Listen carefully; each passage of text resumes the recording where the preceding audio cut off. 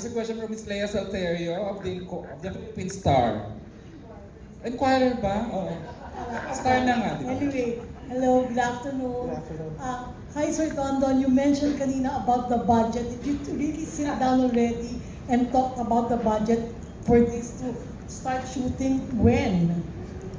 Ano yan, sorry? Did you really sit down already and talk about the budget for this? Umabot na daw Well, sa production budget. Two film. Pagkatapos ng announcement na ito, we'll get right into it. You know? So, right now kasi syempre we have the scripts already. On the Yes. job, lalabas na rin next week.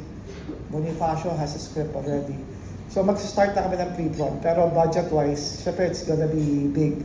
Hindi ko masabi yung number. So wala pang ballpark? Wala pang ballpark kaming mailagay. Pero sa Bonifacio pa lang, for example, 5 major battle scenes. 5 yan na malalaki. Tsaka period talaga. Period pa, Yes. di ba? So talagang syempre, ano yun, syempre medyo malaki-laki yan, di ba? Kasi on the job rin kasi, medyo atras tayo in time. Di ba? So syempre, may nasa 2025 It's set tayo. in 1995. 95, so another period piece. Period no? yan, exactly. Yes. So both will really take a lot of, syempre, di ba, production design, maraming research, going back in time to get the right stuff in. Di ba? Yun. Lakas makatanda nung 1995 period na. Parang Oo. Oo nga, eh, no? Parang nabuhay tayo doon, pero period na yun. shakyat. Oo. Boss, si Sir Eric, what was mentioned, si Direk Eric mentioned about the timeline kanina na this could have happened earlier or sooner, but this is the right time for you. I want to get the opinion of the three of you. So this is really the right time for these two big projects. I think ilang beses kami nagkikita-kita ni Coco sa party, gathering, gano'n. And parang ina-ay lang namin yung isa't isa, parang alam namin. Nagpapakiramdaman. Oo. Parang may bagay na project dito kay Coco, gano'n. But Your mind at the time. nothing. Actually, kanina lang may isa pa kaming naiisip na project. Pero sabi namin, huwag na muna natin guluhin, ito lang muna. No? And when I approached si Dondon, dun sa 1 year ni Mother, sabi ko, show business is no longer the same without Mother. Kasi si Mother polarizing. And we need that somehow in the industry for it to be exciting all the time. 'Di ba? Nung nawala si Mother, parang naging mabait bigla yung showbiz. Hindi naman talaga sobrang bait ng showbiz. 'Di ba? We all need a little bit of intriga, chismis, 'di ba? True. A shot in the arm, 'di ba? Parang magigising tayo lahat. So nung na-mention ko 'yon, tsaka namin naisip, si Dondon, kinausap ka agad si Lea, na maybe it's time that we do a project na parang no one could think that it's possible na mangyari. No one would think na posible kasi Coco is doing his own stuff. So busy. Yes. Oo, on his own, he's doing his own stuff. 'Di ba? And he can do it whenever he wants to do it. Kung kailan niya gustong gumawa ng pelikula para sa kanya, drama, horror, action, he can do it. 'Di ba? I've been doing series for the last 3 years. 'Di ba? And I've been itching to go back into doing movies. Because ang movies iba talaga, iba when you see it on the big screen. So I think parang ngayon yung nagsabay-sabay lahat yung moments na yon. And when si Dondon talked to Lea at biglang si Lea came back with that one, okay, I think it's gonna happen. No? That's when we sat down for lunch kaagad. Reaction ni ko. Reaction ko lang daw na this is the right And time. boss, Actually, ako sinabi ko kasi, noong nalaman ko na siyempre nagmi-meeting na kami at naano ko na talagang seryoso na to, mangyayari na itong pinangarap ko. Sabi ko talaga sa sarili ko, mamarkahan ko to. Bakit? Kasi sabi ko nga, bilang sa tao, lalo na kami, sa artista, nangangarap ka na balang araw, kapag natapos na ang karir mo, matanda ka na, nawala ka na sa industriya, meron kang pelikula na maaalala ng mga tao. At sinabi ko sa sarili ko, itong 2 pelikulang yun na pinangarap ko at matagal kong hinintay, mamarkahan ko to. Kasi sabi ko nga, tatrabahuhin ko to, pagpupursigyan ko to, at ibubuhos ko lahat ng lakas ko at oras ko para dito. Kasi alam ko na hindi basta-basta darating sa yung mga ganitong pagkakataon na proyekto. At sa totoo lang, ang tagal kong hinintay to. Yung alam mo yung tamang proyekto para sa'yo, at merong mga tao nag-isip na ikaw ang naisip nila para dun sa proyektong to. Kasi sabi ko nga, sa totoo lang, kaya ko mag-isip para sa akin. Pero minsan masarap din yung meron kang mga taong katulong, na alam mo yung mga taong katulong mo, na alam mo na mahuhusay, na alam mo na nasa tamang kamay ako. Alam mo, sa totoo na pag nag-creative sila, nakatahimik lang ako ganun. Tinitignan ko sila, bakit? Kasi ganun ako kakumpiyansa. Ganun ako kano na naniniwala sa kanila. Kasi syempre, base yun sa mga proyektong nagawa nila eh. Biruin mo ako, naghihintay lang nangangarap, naiinggit na sana balang araw magkaroon ako din ng ganyang klaseng pelikula, makagawa rin ako sa kanila. At tapos dumating yung pagkakataong ito. Kaya sinabi ko sa sarili ko, ito pag ginawa ko itong 2 pelikulan to, kahit gaano kapagod, kahit ano pa yung schedule ko, lahat yan. Sabi ko, itatawid ko to kasi sabi ko nga, minsan lang darating sa buhay ko to at sisiguraduhin ko na ito'y maiiwan kong marka nung time ko sa show business. Grabe yung desire, MJ, ano? Miss Leia, grabe the desire. Sir Dondon. Kuya Dondon, Is it being the right time for this project. Right and right? Well, syempre there's always a right time talaga. Feeling namin talaga, ngayon talaga, pinag-cruise na yung landas namin. Di ba? So, thank you pa rin kay Mother, naisip nga na pagkasabi ni Eric at napagsama kaming tatlo. Di ba? Na para gumawa ng isang ambitious project na tulad nito. Di ba? Kasi I can only talk about my mom. Kasi before, yung sinasabi ni Eric about showbiz, my mom always rose up to challenges. Even through concepts na no people would think about nakikita, kumikita. Di ba? Tulad ng mga mano po, maisip, di ba, na paano kumita yun, pero kumita, di ba? So, parang nawalan tayo ng mga challenging producers eh, that's willing to take the gamble, di ba? So, ngayon parang siguro, yung energy niya, eh, siguro we can relive and, you know, we can do this. Na I firmly believe this is really the right time to do something like this. Yan. Thank you, Tilea. Question from Bobby. Manila Bulletin. Magandang hapon po. Kay Coco muna, magandang hapon po. Sir Coco, so how are you preparing for this big project? And ikaw ba nung bata pa talagang pinangarap mo na mag-portray ng isang hero natin sa bansa? Lahat, hindi naman sa bansa. Kumbaga lahat naman ng kabataan, lahat naman ng bata dumadaan dyan. Like superhero. Oo, lahat. Sabi ko nga, siyempre ang idol ko noon, si FPJ, si Lito Lapid, di ba? Lahat ng gas-gas sa tuhod, yung mga slide-slide, tumbling-tumbling, lahat ng bukol. Pero sa totoo lang, nung nagsisimula ako bilang artista, hindi ko inakalap na, una, na makakapasok ako sa trabaho to, sa industriya to. Pangalawa, hindi ko akalain na kahit pa paano na mararating ko to na magiging lead ako sa isang teleserye o sa pelikula. At pangatlo, hindi ko inakala na darating sa point na magiging malilinya ako sa action. Pero sabi ko malagi ko kinukwento sa mga kaibigan ko. Sabi ko, alam niyo kung bakit kahit na hindi ako magaling sa form, sa action, kung bakit ako may forma. Kasi mula kinder ako hanggang gumraduate ako ng college, lagi ako takaw kong sunada.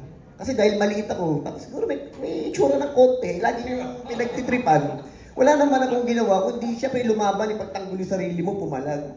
Sabi ko, lahat pala ng bagay na yun, may dahilan kung ba't nangyayari sa'yo. Kasi naisip ko yun, nung nag-artista na ako, dahil nung nag-aartista ako, ang pangarap ko at gusto ko sana, maging Christopher De Leon. Gusto ko drama. Yun yung feeling ko, ano ko eh, ang strength ko eh, 40 ko kasi marugdob ang buhay ko eh. Bata pa lang ako, parents ko naghiwala, layas kami, ganun, madrama ang buhay ko. Tapos nung nalilinya ako sa action, hindi ko maano na, bakit mas mataas? Mataas ang rating sa teleserye. Mataas ang rating ng mga drama ko, ng mga walang hanggan, ng mga ano, okay siya, ikaw lamang. Pero pag nag-action ako, like Juan de la Cruz, Provinciano, mas mataas. Pero sabi ko, bumabalik pa rin ako sa drama, kasi talagang gusto ko drama eh.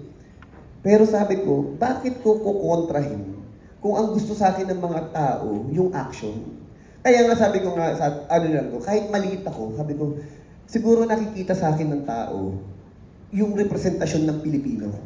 Yung maliit, yung underdog, yung struggle na paano ka mananalo, paano ka lalaban sa buhay, paano mo mapapanalo itong laban na to.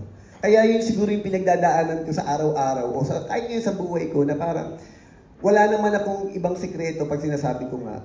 Sa totoo lang pag tinanong mo ko, anong talent mo? Wala. Kasi sabi ko, hindi ako marunong sumayaw, kumanta, umarte. Pero sabi ko, isa lang ang talento ko na alam ko, yung hard work. Kasi doon ako, mapursigi ako sa buhay, matiyagain ako, matiisin ako. And then later on, natutunan ko na ang lahat ng yan. Hanggang sa pumasok na, natuto na ako magsulat, natuto na ako mag-direct, mag-produce, ganyan-ganyan. Kaya pag tinatanong ako, sabi ko, walang ibang susi. Walang ibang sikreto, hard work. Kaya ito, sabi ko nga ngayon, kaya wala akong inaatrasan. Kahit wala akong tulog, darating at darating ako dyan. Plus hard work, yung pagiging professional sa trabaho at maayos ka usap. Sabi ko, yun siguro yung pinakamasasabi kong sikreto ko sa buhay ko o sikreto ko sa buong karir ko. Ayun po. Okay, Coco, 24 years in showbiz. Ewan kung tama yung nabasa ko. Tama ba? 24 years? Oo. Wow. So, at this point, the most important lesson or biggest lesson learned sa showbiz in your career? Sabi ng lola ko dati nung araw sa akin, bata ako na hindi ko maintindihan. Alam mo, para mabuhay ka sa mundo, kailangan mo magpatay-patayan. Sabi ko, patay-patayan, para mabuhay, kailangan mo magpatay-patayan. Nung tumanda na ako, ang ibig sabihin pala nun, hindi lahat ng bagay papatulan mo. Hindi lahat ng bagay pag-aaksaya mo ng oras, panahon. Kundi kasi masasaktan ka lang. Maraming disappointment sa buhay. Ngayon, para mabuhay ka, mapanalo mo yung laban na to, kung nasan ka man, marunong ka lang dapat bumalanse. Alam mo yung taong paniniwalaan mo, taong pakinggan mo, at ang pinaka-importante, alam mo ang direksyon ng buhay mo at ang gusto mong mangyari sa buhay mo. Yun lang siguro po yung pinakaano. Kaya ngayon, sabi ko nga, sa panibagong career na pinasok ko, bukod sa pagiging artista at ngayon nagpo-produce ako, sabi ko nga ngayon, basta alam ko nakapokus lang ako sa trabaho ko. At ang una pa yung nakikinggan ko lang yung pamilya ko. That's it. And then, yung guidance ni God, yun lang ang nag-guide sa akin kung nasan man ako yun. Kaya kahit anumang struggle, issue dumarating sa buhay ko, hindi ko na ganun dinadamdam. Kasi iniisip ko na lang, part yan ng trabaho ko. Yun po. Okay, so comment lang Triple M, then yung ng movies nyo, puro ng umpisa. O, ano, Pati writer, M din. Pati host, M din. Oo, MJ. I know. okay, thank you. Maraming Full of M's today. Thanks, Tito Bobby. Here's a question from the original costume designer ng Ay, OTJ, Diyos ko. si Mama Loy Ang Villarama. tanong niya, direct kung siya pa rin pala kukunin mong costume designer. Why not? Kung na yan, celebrity na yan. Good morning. Good morning, Direk. Ayan. Siguro kaya kami lalo na-excite dun sa project nyo kasi alam namin kung gaano kayo ka-passionate dun sa trabaho tsaka dun sa mga pagmamahal niyo sa industry. Anyway, may question po ako kay Direk Coco. Nabanggit niyo po kanina na nag-meeting kayo, nabanggit niyo kay Direk Eric na gusto niyo yung mga General Luna, yung mga So, yung Bonifacio po ba, siya po ba yung top choice niyo na bayani na gusto niyo i-portray? O meron pa pong ibang bayani pa po ba kayong gustong i-portray? Actually, kasi nung nagkukwento kami ni Sir Don, sabi ko, alam niyo, Sir Don, galing no, ang ganda ng General Luna, ng Aguinaldo, lahat, sabi ko, makakabilib, sabi ko. Pero ako, sabi ko, kung gagawa man ako ng isang hero, na kwento ng isang hero, sabi ko gano'n. Sabi ko parang hindi ko yata kaya yung mga yun. Kasi hindi articulate eh. Una-una, paulit-ulit ko sabi, hindi ako marunong mag-English. Hindi ako marunong mag-Espanyol. Kumbaga hilaw. Alam ko na yung kakayanan ko eh. Sabi ko, alam niyo pinakakaya ko dyan, Bonifacio. Sabi ko bakit? Kasi sabi ko, yung pagiging batang kalye, yung sinasabi nga hot temper, yung dedikasyon, yung puso, sabi ko gano'n. Sabi ko, kahit natutulog ako, pagbangon ko, kaya ko yan. Kasi sabi ko nga, yung advantage mo, yung second skin mo siya. Yung alam na alam mo yung buhay na gano'n, alam na alam mo yung pagkatao na gano'n. Kaya nung inukwento ko sa kanyang gano'n, doon nila nakita na, parang may potential tong batang to ah. Parang bagay sa kanya yung Bonifacio. Yun, doon po na ano yun, Mamaloy, doon po nangyari yun. Kaya nung sinabi ko talaga, kasi ako bilang artista, alam ko naman yung limitasyon ko. Pero nung sinabi nila sa akin Bonifacio, hindi ko inakala na sabi ko nga, isa sa mga pinangarap ko na mangyayari ngayon dahil gagawin namin pelikula. Ayun po. Mamaloy, na-envision mo na ba kung anong outfit ni Coco as Bonifacio? Ay, oo, syempre yung iconic, kailangan yung kami sa chino, tsaka yung diba? Yung pants na pula. Oo. At saka kung kailan daw babalik yung character niya sa Batang Quiapo, kuya. Ay, Nandun yan! Natsugi na ba? Hindi ba? Na-preempt tuloy MJ yung Ay, pagbabalik sorry. ni Noy. Okay. Okay, the last set of questions will come from first of si Alan Sanco ng Star. Ay, si Alan. Of course, relevant pagtanong. At sino pang pinali natin? Sino pang pinali? Dinidecidean ko pa. Mel, Okay. do me a favor, please. Mel, pa-please kay Anan. Marinel Cruz, syempre pala. Wala yung mic niya. Hello. Ayan. And congratulations po. Isa kami sa natuwa no, na nagsama-sama yung mga icons ng film na talagang inaabangan talaga yung mga pelikula. Na-curious lang ako, Direk, Eric Mati, bakit nga ba hindi nyo kinonsider si Coco a long time ago dun sa mga unang... Sa On the Job. Oo, di ba? Parang kung meron talagang isang magandang role yung kay Coco itong On the Job, bakit parang ngayon lang talaga? Ano kaya yung reason? Yung on the job, pag inisip nyo, for example, yung missing 8, di ba? Parang yung material, parang bagay na bagay sinulat para kay John Arcilla talaga. No? Medyo malapit na mag-retire na journalist, pero utusan ng mayor ng isang town, no? Si Dennis Trillo naman, masyado namang pinapangit namin si Dennis Trillo, ginawa namin sobrang ordinaryong preso. Nung time na yon, even On the Job na original, no? On the Job na original, I don't know, anong ginagawa ni Coco nung time na yun? That was 2011 when we were shooting it. Juan de la Cruz. O yun, di ba? Si Juan de la Cruz, nasa ABS na siya, na nagteteleserye. 2011, we had Piolo, but it was through Star Cinema, no? The casting, we picked actors. Si Piolo was suggested by Star Cinema, and then Gerald. No? Originally, may John Lloyd pa nga, pero John Lloyd just got one more chance na sobrang lakas. So ayaw na nila ibigay sa Hitman.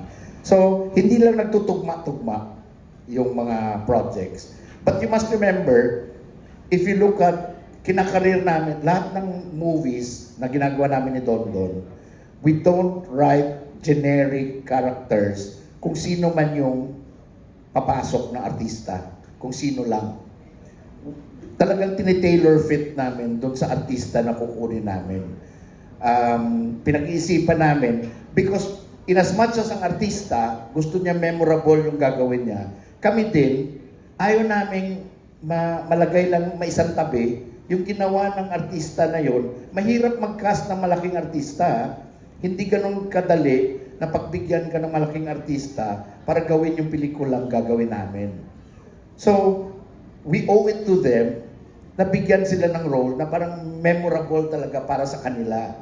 I remember na medyo nagkamali pa nga ako. Sa Honor Thy Father, lintik na sisi yung pinagdaanan ko. Kasi gusto ko makita si John Lloyd na hindi pa cute.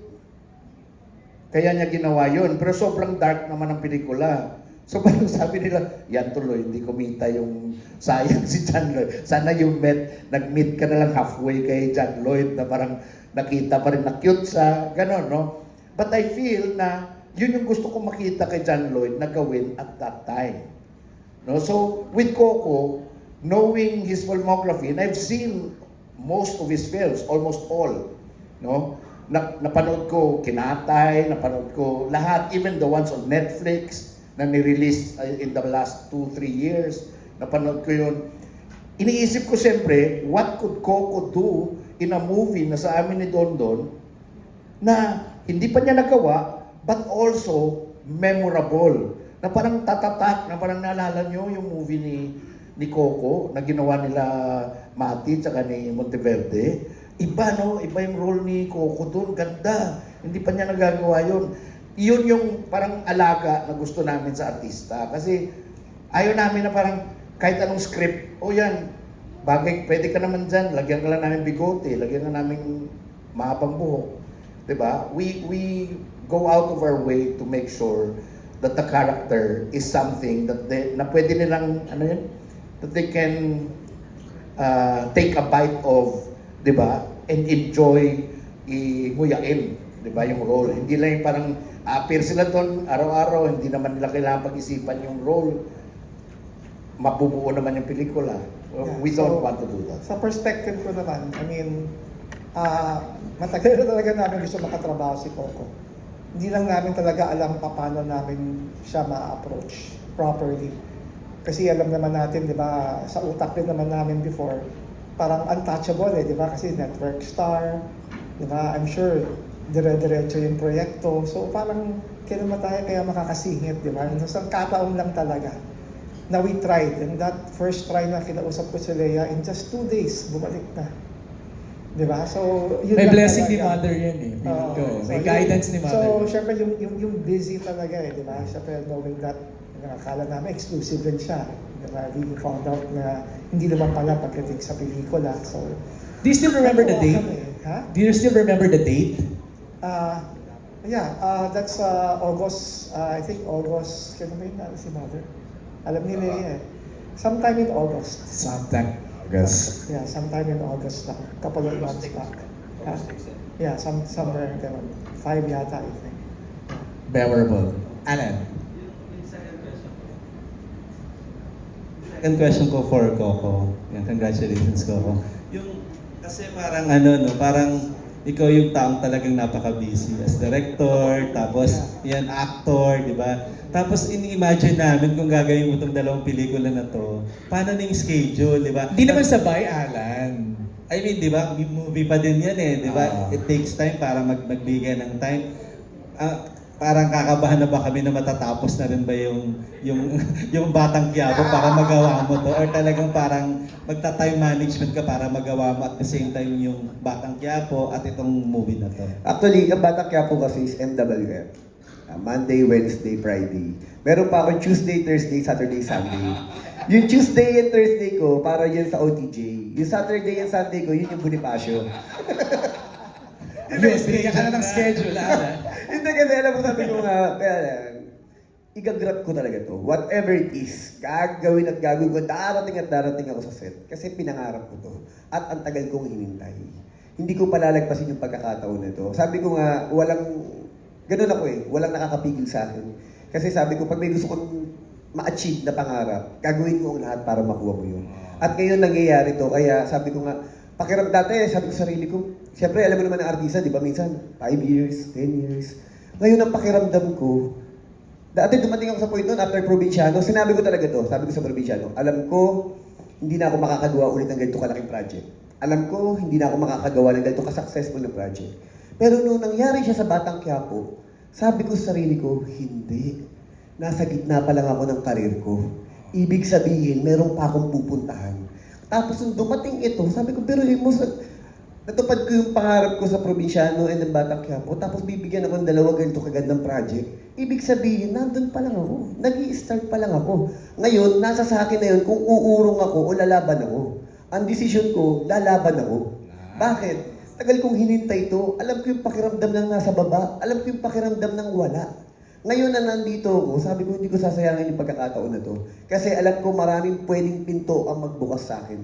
Kagaya ngayon na nagbukas sa akin yung pagpuproduce, sabi ko, malay mo, sabi ko, sa pamamagitan na to, kaming tatlo, makapagbukas kami ng pinto, na ibang pinto, na makakapagbigay pa ng hanap buhay sa maraming mga tao sa industriya natin, sa pamamagitan nito. Alam mo, MJ, yung ine-emphasize ni Sir Don, doon yung magbigay ng hanap buhay sa mga film workers. Yes. Kakaisa silang tatlo talaga, no? Galing. Thank you, Kuya. Okay na, no, Alan? Ano kaya ng problema ni Alan, ano? Sa schedule, Schedule ni Coco ang iniisip na niya now. And the last question will come from Miss Marinelle Cruz. Seatmate niya si Marinel. Oo. Ako pala. Ayun. First question is for Direk Eric. Direk, kasi you medyo lengthily in-explain mo na yung mangyayari sa Bonifacio. Pero konti pa lang sa OTJ 3. Pakwento naman kung ano yung pinaplano nyo for Coco, yung character ni Coco for this one. Si Coco, when we thought of Maghari, beyond Joel Torre na ginawa, kasi pwede namang ibang tao sa nung bata siya. No? Iniisip lang namin ni Michiko, ano ang gusto natin makita kay Coco? Si Coco talaga, every man siya, para siyang ordinaryong Pilipino sa ang tingin ko sa kanya na siyempre hindi ganyan kagwapo, no? Pero ibig ko sabihin ordinaryo siyang Pilipino and he could represent every Filipino out there, no? So ang naisip lang namin ang plight ng Pilipino kung gaano kahirap para makakuha ka ng tamang serbisyo sa mga bagay-bagay, no? So naisip namin Coco's tatang and how he goes through everyday life and all the struggles niya. But then, it's not enough. And maiipit siya. And it turns out, he takes matters in his own hands. Yun lang. So, because he needed to protect his family, he needed to protect his children, his wife, and even the people that he loved. Yeah. Okay. Thank you po, Direk. Coco, ayun, narinig mo naman din yung sinabi ni Direk Eric kung yung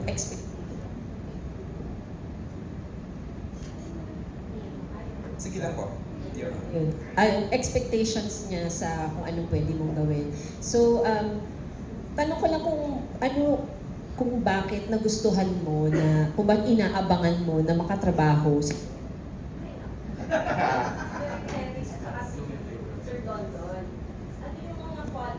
ano yung mga qualities o ano yung mga nakita mo sa kanila na nagustuhan mo, na pinangarap mo na sana makatrabaho mo sila? Kasi sabi ko nga, fan ako ng mga project nila. Halos lahat napanood ko mula yung mga project nila kay Kuya Dong, lahat, pati movie with kay Lloydie, lahat. Kasi bilang lalaki, ramdam na ramdam mo yung kwento, yung buhay, yung karakter.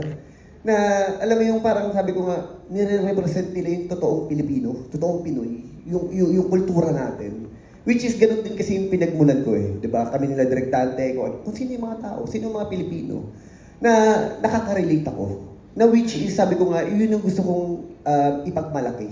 Na kaya naman natin yun eh. Bakit tayo, sorry hindi ko na, pero ba't tayo gumagawa ng kwento na hindi naman natin kultura? Na hindi naman yun ang buhay sa Pilipinas? Hindi naman ganun mag-isip, kumilos, o ma-inlove ang mga Pilipino. Bakit natin, di ba parang, oo, ang sarap panoorin, pero pag inadapt natin, parang doon lang ako na sorry, alam ko maraming baka magtampo, pero yun lang, nahihinayang kasi ako na parang, bakit hindi natin pinagmamalaki yung sariling atin? Kung papansinin natin, di ba, ang daming gwapo. Ang gwapo ng Pilipino, kulay, tindig, mukha. Pero ngayon halos mga mukhang Koreano na rin lahat. Di ba? Para bang sabi ko sayang eh. Kasi yung uniqueness na meron tayo, na dapat yun ang pinagmamalaki natin, bakit natin hindi pinupush, hindi yun yung inaano natin, hinihila natin and then iba yung inaano natin. Nakakainayang, kaya sabi ko nga na, dahil iisa kami ng lingwahe, iisa kami ng hadikain, at doon ako napaproud na parang pakiramdam ko pag nag-uusap kami, parang hindi namin first time magtatrabaho, kasi iisa kami ng utak. Kaya ang sarap lang na makakatrabaho mo na, alam mo na nagkakaintindihan kayo. Kaya nga nung kinukwento nila yung OTG na nagkabiroon kami, sabi kong gano'n, alam nyo, kahit bukas natin i-shoot yan, sabi kong gano'n, kayang-kaya kong gawin yan. Bakit? Kasi kabisado ko ang buhay ng Pilipino. Alam na alam ko yung kultura natin, alam na alam ko yung pagkatao. Kaya sabi ko nga gano'n na, bakit ako tatalon sa isang bagay na hindi ko alam? Kaya nga di ba kinukwento ko kanina na meron nag-aano sa akin na gumawa ng isang Korean, sabi ko, hindi ko minamasama, pero sabi ko, gusto ko kung gagawa ko yung sariling atin. Okay. Last na lang, ano ang laman ng iyong dasal ngayon? Para sa sarili mo at para sa industry mo? Honestly, ang inaano ko yung... Para sa akin kasi, ako lang siguro sa atin ngayon, yung pagkakaisa eh. Yung pagiging unite, yung pagkakaintindihan at pagiging isa. Kasi kahit ano sabihin natin na may pinagdadaanan ng buong Pilipinas, watak-watak pa rin yung ano natin eh. Kaya sabi ko nga, pag naging iisa tayo na pinaglalaban puso at hangangarin, siguro doon magkakaroon ng change para sa buong Pilipinas. Kasi sa ngayon, dami nangyayari sa issue sa bansa natin. Pero sabi ko nga, yung isip natin, yung puso natin, may kanya-kanyang paniniwala. At di ko naman sinasabing masama. Pero sabi ko nga, yung unity ang pinaka-importante ngayon sa bansa natin. Para mapagdaanan natin, mapagtagumpayan natin yung pinaglalaban natin. At yun yung pinagdarasal ko sa araw-araw na sana, isang araw, magising tayong lahat at turuan ng lahat ng mga Pilipino na ma-educate. Kasi yun ang paraan para magkaroon ng change o pagbabago sa ating bansa. Yun po. Salamat po. Thank you, Marinel. Maraming salamat. And that's it. That's a wrap.